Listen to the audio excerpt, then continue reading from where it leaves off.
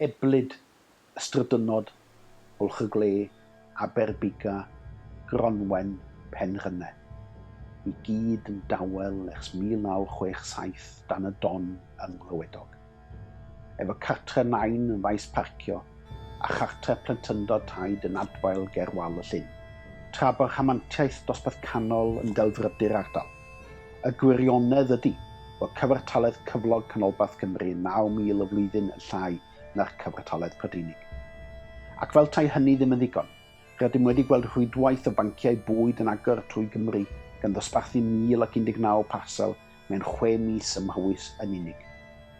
Hynny, mae'r canran o hunan gyflogedig yn 27% yng Ngheredigion a Phowys, yn llawer i aml oherwydd bod rhaid yn sgil diffyg cyfleon yn hytrach nac mwyn ennill ffortiwn.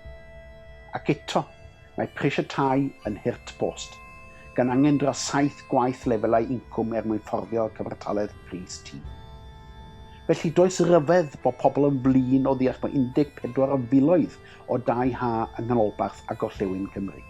Maent yn symbol o rhai sydd efo modd o gymharu rhai heb ddim, tra bo'n pobl ifanc yn methu fforddio tai yn eu cymunedau. Serch hynny, mae rhai yn ddigon heirllig i gwyno am y treth cyngor ar dai haf ac yn ei trosglwyddo i fod yn gwmnïau artiffisial mwyn ysgoi talu treth cyngor. Union yr un fath ar cwmnïau rhyngwladol yn cuddio eu hasedau tra bod pawb arall yn gorfod talu. Ac eto, tra bod tlodi ma'n parhau yn ein cymunedau, mae'r union asedau economaidd sydd gennym yn gweithio yn ein erbyn.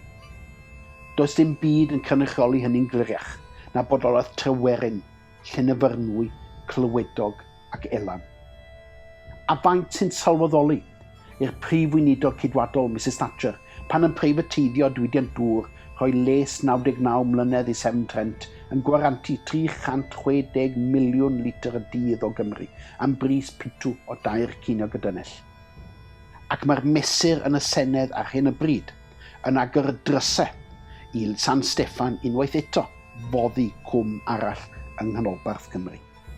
Dŵr i weinolew, ac fe ddylai ei gyfoeth elwa ein pobl, nid cwmnïau rhyngwladol. Dwi'n gynnych o'r lle yma, efo dealltwriaeth ar materion a pryderon.